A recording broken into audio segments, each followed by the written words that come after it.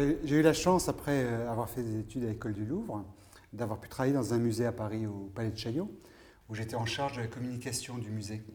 Et puis un jour, j'ai eu l'opportunité de repartir en Australie. J'ai rencontré des tas de gens. J'ai rencontré des gens qui étaient aussi bien des collectionneurs, des galeries, et notamment une femme extraordinaire qui s'appelle Isabelle de Beaumont. Et avec elle, on a décidé d'aller dans les communautés, dans le désert central, dans le nord de l'Australie, et aller à la rencontre des aborigènes. Et à partir de ce moment-là, en fait, on a découvert un certain nombre de communautés, un certain nombre d'artistes. J'ai eu un coup de foudre pour certaines œuvres. Et tout a commencé comme ça. Je suis rentré à Paris avec des œuvres sous le bras. J'ai commencé à expliquer aux uns aux autres comment les aborigènes créaient, sur quel support ils créaient, aussi bien en peinture sur toile que sur écorce, qu'en sculpture, etc. Et puis, de fil en aiguille, j'en ai fait vraiment ma profession. Toute la culture aborigène repose sur ce qu'on appelle le temps mythique du rêve. Le temps du rêve, c'est le temps de la création par de grands ancêtres. Ces ancêtres avaient des formes multiples. Ils étaient aussi bien êtres humains, végétaux, animaux. Ils dormaient sur la côte terrestre, se sont éveillés et sont partis sillonner l'Australie pour lui donner sa configuration actuelle. Les aborigènes pensent que ces ancêtres ont créé non seulement les sites sacrés, les rivières, les cours d'eau, mais aussi les cérémonies, les chants, les danses, le savoir, la loi, les coutumes. Lorsqu'un aborigène naît quelque part, il va naître sur le lieu de passage d'un ou de plusieurs ancêtres.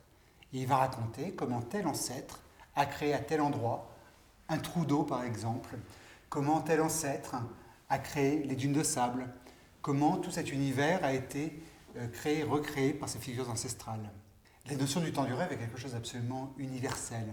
On est à la fois dans le passé, au temps de la création du monde, comme on peut le voir dans certaines toiles de Dave Ross, qui se trouvent donc au musée, avec des cercles concentriques qui s'empilent, qui s'enchaînent, qui donnent une profondeur à la toile. On est vraiment sur le monde des origines, on rentre dans la terre, on est sur la surface de la terre, on est dans le ciel, on est vraiment dans un mouvement perpétuel. C'est vraiment ce qui se passe avec l'art aborigène, cette impression d'être happé par la toile, porté par elle, il y a un double mouvement, et en fait, elle nous transporte vers un ailleurs. D'ailleurs, les toiles aborigènes sont souvent sans limite, comme si on avait une absence totale de cadre, comme si en fait ces toiles représentaient une universalité. Lorsqu'on entre dans une œuvre comme celle-ci, très sobre, très pure, en noir et blanche de Dorothy Nampanghardy, avec ce pointillé extrêmement fin, on a l'impression d'arriver le soir sur une ville, d'atterrir sur cette ville le soir lorsque les lumières sont allumées, et qu'il y a comme un flux de circulation, comme si on avait les voitures qui partaient dans tous les sens, et une sorte de sonorité de la toile. Et c'est vraiment cette impression que l'on a lorsque l'on pénètre dans cette œuvre. C'est à la fois cette vision satellitaire, on est en train de survoler le territoire, en même temps on entre dedans, on la pénètre, et cette œuvre qui est d'une très grande abstraction a priori, devient comme une image photographique de la Terre. Dans la tradition occidentale, dans la tradition de l'histoire de l'art occidentale, souvent les artistes peignent debout, peinture de chevalet, alors que dans la peinture aborigène, les artistes sont vraiment immergés dans cette toile au moment où ils peignent. Il n'y a pas de dessin préliminaire, donc ça veut dire qu'ils ont déjà la conscience préétablie du motif à évoquer, à raconter. Ils connaissent cette histoire par cœur. Ces peintures sont vraiment leur carte d'identité, c'est vraiment une sorte de peinture ADN, c'est quelque chose d'essentiel. Et en tant que spectateur, on est happé par la peinture. Je crois que c'est ce qui m'a le plus touché lorsque j'ai vu cette peinture pour la première fois. Et c'est quelque chose que je n'avais jamais retrouvé dans la peinture contemporaine occidentale. Ce qui est important, c'est ce que vous ressentez. Et je crois que ce qui m'a vraiment séduit dans la peinture aborigène, c'est leur totale liberté par rapport à la réalité. C'est leur réalité. Et ce qui est représenté est à la fois une réalité tangible et en même temps un monde totalement onirique. Et ce mélange-là, pour moi, confère à ces œuvres une véritable contemporanéité et une véritable force. C'est de la peinture de société, c'est une peinture qui est à la fois une peinture individuelle, mais en même temps une peinture collective. C'est aussi une peinture de représentation de l'espace, un espace qui est à la fois un espace sacré, et en même temps cet espace qu'on partage.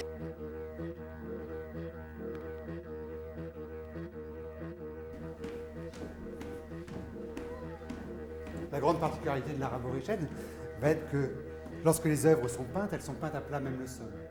Donc l'artiste est placé au-dessus de l'œuvre Et dès lors que l'on expose sur nos murs ces tableaux, on peut les voir aussi bien à l'horizontale qu'à la verticale. Ici, la verticale, mais tournons-le, et on a affaire à notre œuvre. On est vraiment dans un monde qui est tellement universel. Cette universalité est accentuée par l'absence de cadre, par l'absence de limite. C'est ce qu'on retrouve, par exemple, dans une œuvre comme celle-ci, dans cette écorce. On a l'impression que le motif va jaillir vers l'extérieur, comme si on avait une sorte d'universalité du motif, avec énormément de vibrations. Là, on a un support qui est en plus très sensuel, très particulier. Ce sont des pigments naturels sur écorce. L'écorce est une feuille de bois, évidemment. Là, on a la partie extérieure de l'arbre, cette partie la plus fibreuse. Alors que la partie peinte est celle qui est tournée vers le tronc, vers l'intérieur de l'arbre, de l'eucalyptus. Et avec une très belle représentation du monde marin, du monde côtier, où on a à la fois la rencontre entre les eaux douces et les eaux salées, c'est l'impression de fusion entre les deux éléments. En même temps, ce tourbillon de poissons qui montre l'accentuation des courants sous-marins, de la rencontre des eaux au milieu de cet océan. Très souvent, objets d'usage et objets cérémoniels se confondent. Il peut y avoir, comme sur les boomerangs, comme sur différents types de lances, des doubles fonctions, à la fois des objets qui permettent d'aller chasser, par exemple, mais aussi qui permettent de pouvoir danser, de célébrer certains épisodes du temps mythique du rêve. Dans cette très belle lance, cette tête de lance, il faut imaginer d'ailleurs que le fût de la lance était très grand. C'est probablement une lance qui devait faire dans le temps 2 mètres de haut, donc qui a été probablement coupée au début du XXe siècle par les premiers collectionneurs qui ne voulaient pas s'encombrer de flèches aussi grandes et qui en ont gardé la partie la plus ornée. On a un certain nombre de barbes qui reprennent vraiment les motifs de harpons, de crochets qui permettaient d'aller pêcher le poisson. Ces motifs restent des motifs en pigments naturels qui sont très proches des peintures que les hommes et les femmes s'apposaient sur le corps afin de célébrer tel ou tel ancêtre. Chaque type de couleur, chaque type de point et de hachure correspond à un type clanique particulier, à un groupe clanique, un groupe d'appartenance en particulier. Ce qui est intéressant dans cette flèche est bien évidemment la partie centrale. On a l'impression ici d'une fenêtre qui semble créer un monde vers l'au-delà, comme si on avait une fenêtre vers un ailleurs. Et ce type de représentation, on va le trouver d'ailleurs sur ces grands poteaux cérémoniels qu'on appelle les poteaux Pukumani et qui sont utilisés lors de ces cérémonies funéraires très caractéristiques de l'île de Melville et de Bathurst. Sur l'île de Melville, tout à fait au nord de l'Australie, l'une des cérémonies principales est la cérémonie Pukumani. On raconte que lorsque l'île a été créée, le monde a été créé, les hommes ne connaissaient pas la mort. Et un jour, suite à l'adultère de la femme Biwa, qui était l'une des ancêtres fondatrices de l'île, son mari, découvrant cet adultère, foudrage, a décidé de punir les hommes en leur infligeant dorénavant la mort. Lorsqu'une personne décède, on va ériger sur sa tombe un tronc orné, qu'on appelle un poteau Pukumani, et ce poteau sera laissé à l'extérieur jusqu'à ce que les intempéries le désagrègent, permettant à l'âme du défunt de réensemencer la terre. Tous ces poteaux sont évidemment des poteaux autour desquels on danse, qui sont des poteaux en 3 dimensions, ce qui explique que cette sculpture soit ornée des différentes faces.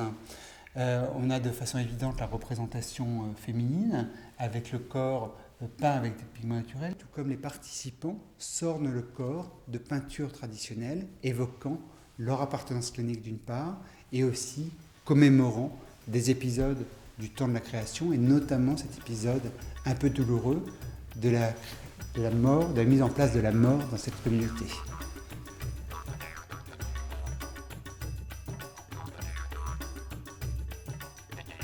Dans l'art aborigène, il y a une énorme diversité de matières, de supports, de techniques, qui est aussi une inspiration. En fait, lorsqu'on parle de culture aborigène, on pourrait parler de toutes les cultures autochtones en Australie, Il se trouve qu'il y a les aborigènes du désert central, ceux du nord, mais il y a aussi les populations du détroit de Torres qui ont, eux, une mythologie un petit peu différente, qui est plus une mythologie liée au monde marin. On y trouve notamment des représentations extraordinaires de tortues, par exemple, et de motifs qui ne sont pas très éloignés des motifs océaniens. L'un des artistes phares dans cette région du détroit de Torres, c'est certainement Denis Nona, qui est un jeune artiste, et qui, à travers ses œuvres, que ce soit en gravure ou en sculpture, relate des épisodes du détroit de Torres. Et on a notamment un très beau bronze d'une tortue reposant sur des saguets, des pagaies, où on a l'impression que l'animal est complètement flottant. Le corps de l'animal est lui-même complètement orné, décoré de motifs traditionnels, de motifs qui évoquent presque les tatouages qu'on pourrait voir dans le reste de l'Océanie.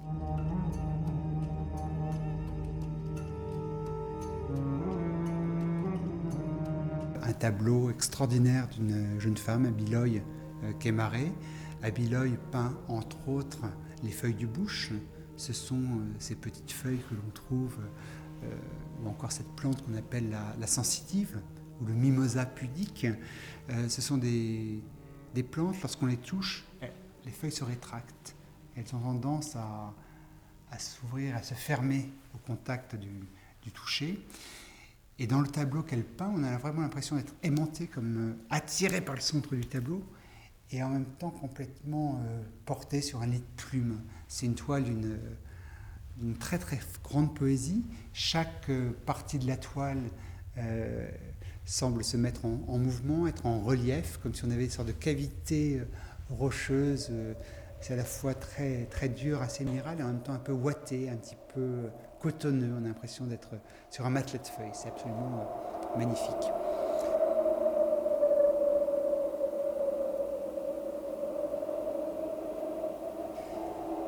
Parmi les œuvres importantes du musée, on trouve notamment un masque de danse, un masque de Ken Tadai. Ken est un artiste du détroit de Torres, tout comme Denis Nona, et lui réalise notamment ces machines à danser qui sont en fait des coiffes que les hommes portent lors de cérémonies de danse. Ce sont des coiffes articulées et chaque élément du masque peut bouger. On peut ouvrir la gueule du requin, par exemple, la fermer, faire tourner, pivoter ce requin sur lui-même et donner ainsi l'impression d'un mouvement incroyable. Lorsque les hommes dansent, la coiffe va être articulée et accentuer le mouvement de la danse et donner encore plus de corps à l'histoire racontée.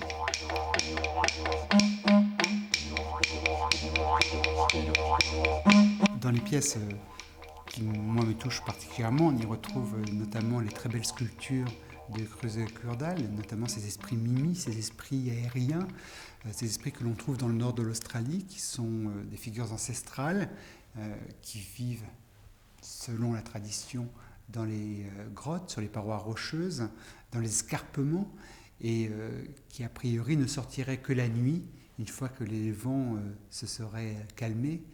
Ce sont des esprits très fins, donc ils ont peur d'un souffle trop violent, et ils sont détenteurs des secrets des plantes médicinales, ils connaissent une foultitude de choses, ce sont aussi des chasseurs incroyables, et ce sont souvent des personnages représentés avec un corps extrêmement ondulant, dansant, figure très très poétique.